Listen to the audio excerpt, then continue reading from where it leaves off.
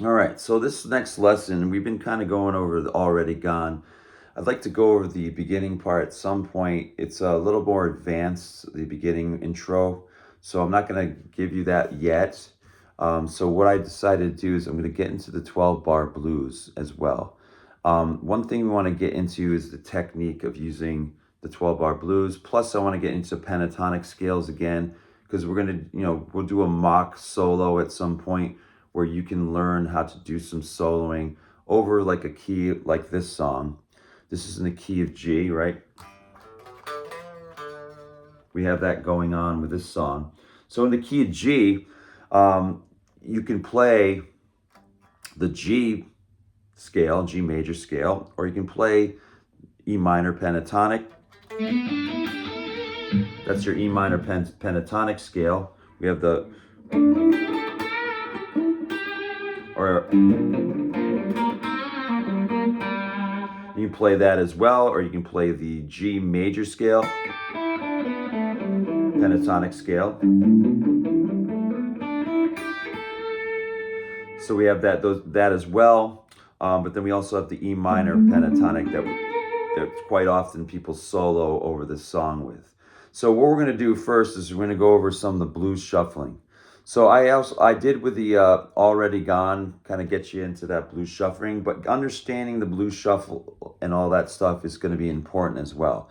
So if you go into the 12 bar blues chords and scales for guitar PDF file that I sent you in the email, you'll see the 12 bars blues is 12 bar long chord progression that solo blues musicians can easily improvise over the top of, because the chord progression is familiar to them. This is how everyone starts when it comes to playing the blues or playing rock music. They all start with the blues. This chord progression we have below in that packet is the key of C. So one thing, this chord progression is based around the most important chords in a key. Now we have the 1, 4, and 5 progression. I think we went over progressions at one other time before. We can kind of go into that more deeply in the future. This is repeated over and over for the duration of the piece, and then we're usually in 4/4 time. So seeing below, if we go to the second page, we see the C chord progression or the shuffle progression being done here. So I'm just going to go over that. One thing, I'm going to go over techniques with the hands as well, because it's very important. I see some people trying to do shuffles and they're like, I can't stretch, right? Well, the key is having that thumb back into the middle of the neck down below in the center. You have to have it in the center so you can have some leverage in order to stretch. So when I'm going like this, and then I'm having my hand out like that, and you'll notice my first finger is flat across the fret here. That's how we do the power chord. It's good to learn power chords, right? Power chords are this.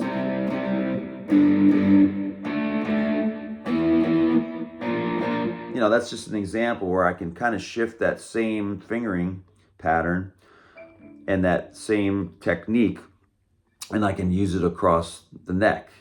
All we're doing is the root here. That's the root, and then you see my fingers nice and flat. This is flat over here, which is what it's doing is muting all the strings below. And when it's muting all the strings below, I can just concentrate on those two strings. And then I have this other finger like this, and that one, it's got a little bend to it, but it's nice and flat like that. And then what I'm going to do here is I'm going to set my fingers up just like that. Oh, look, it's nice and flat, and my fingers, I'm hitting that root. Why is it called a fifth chord? Well, it's 5 intervals. So if I'm going C, we're going C to G. C, D, E, F, G, 5. That's why this is a power chord, is called a G5 or C5 or whatever they use for the letter. There's always a 5 next to it. That's a power chord. So what we have here is we have the shuffle. So now that I'm nice and spread out like this, and I got my fingers all lined up like this, and I have my thumb in the back, and it's in the center of the neck where the skunk stripe is, I'm going to use the pinky. And one lot of misconception, because the pinky, a lot of people think the pinky, it's got to be perfectly straight. No, it's actually bent to the side. I'm actually using the side of my pinky finger just fret this because that's kind of the leverage that I have available. It's going to make it so I'm like this. So as I do this, I'm going to go through the progression. So I'm going to go.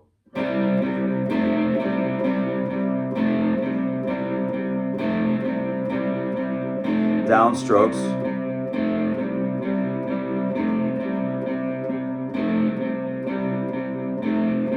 Then I take this same pattern and I go above to the next two strings, which is going to be your fourth and third string, and I'm going to go.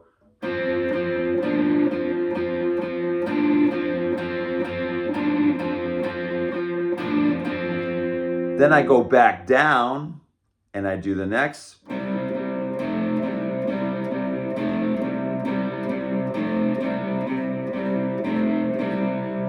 But then I take this and I have to go over here and I'm going to go to 7, 5, 7, and I'm going to do it down here. So I'm going to the fourth string and third string, and I'm going to the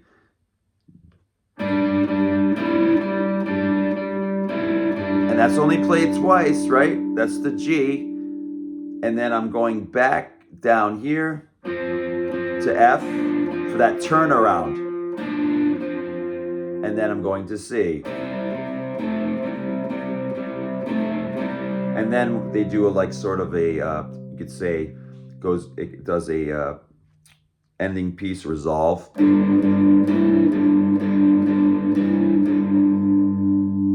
So practicing that would be good because a lot of songs have that. Already Gone does that in the key of G as well. So with this, practicing C would be, practicing these shuffles would be very beneficial. So now I'm going to go through that whole sequence.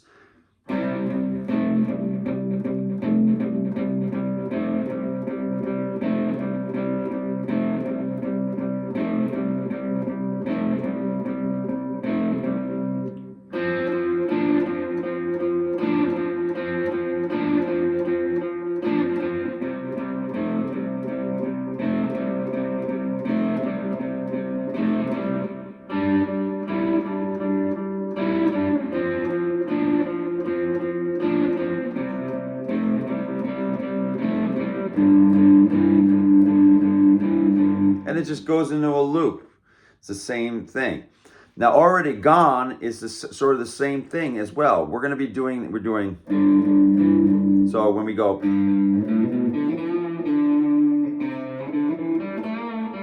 it's a similar blues shuffle progression. Practicing it would be good. Dun, dun, dun, dun, dun, dun. So when you're doing this, just going to G, and then it's going to D, and then you're going to C. Pretty much that's most of the song. But when you hear this when you hear this shuffle, there's some hesitation in that shuffle a little bit. I'm going to the next level of that because in the beginning I had shown you another video and it's Already Gone, but it's more simplified. But this is like.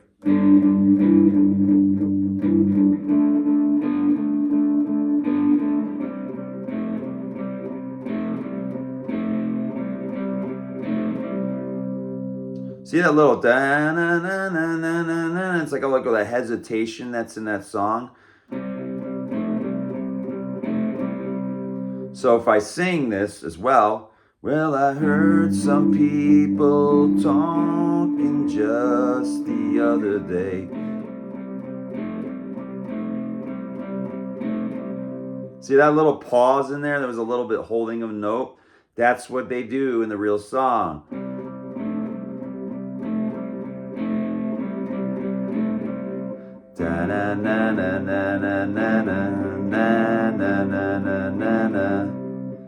That section.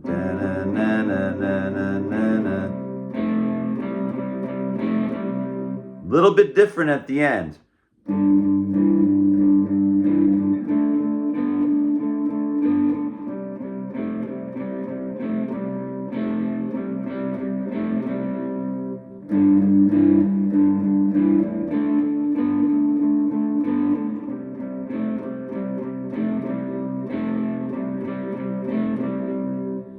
So remember that kind of little hesitation, that little like kind of holding that little note a little extra at that point at the end of the progression.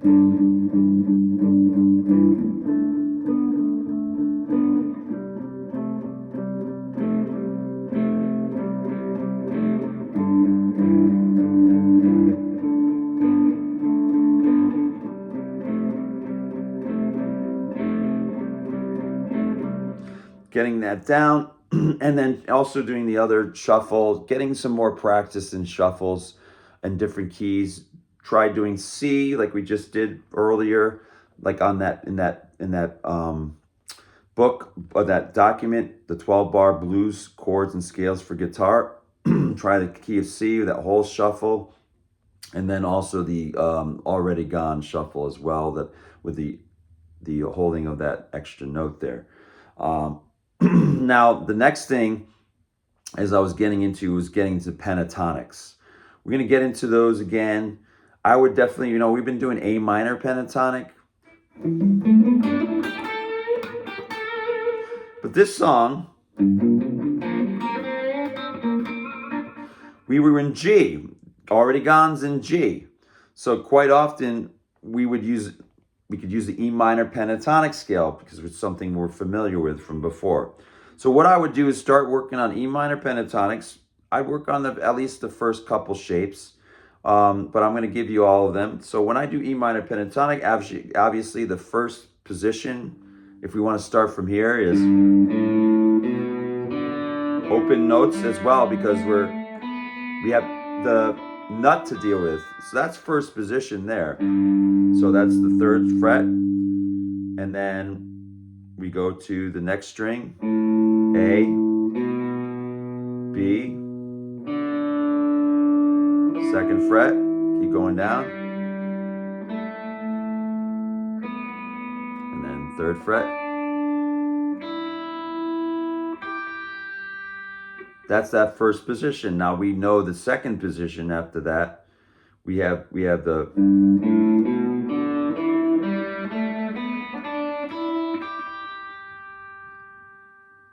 and then we have this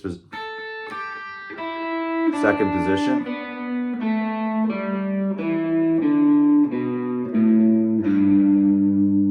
And then 3rd is here.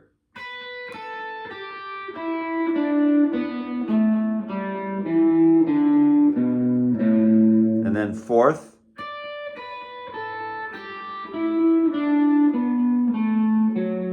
Oh, sorry.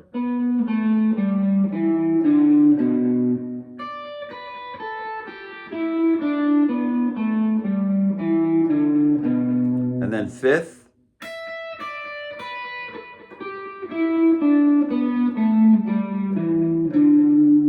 Then it goes back to 1st again at the 12th fret. And then we have 2nd again. See, it goes in a loop, right?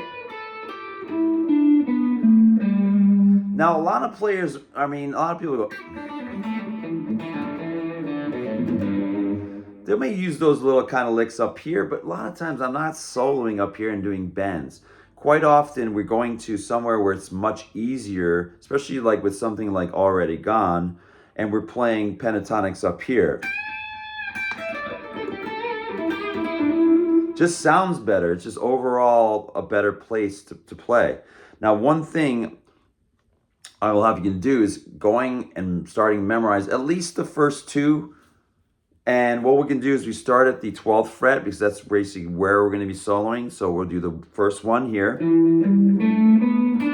have you work on. First pentatonic position of E minor pentatonic. And I'm going to send you a chart as well. And then the second one.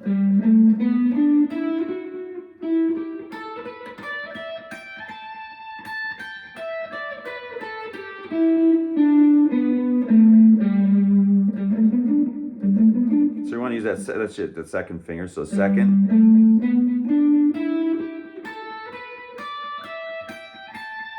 And then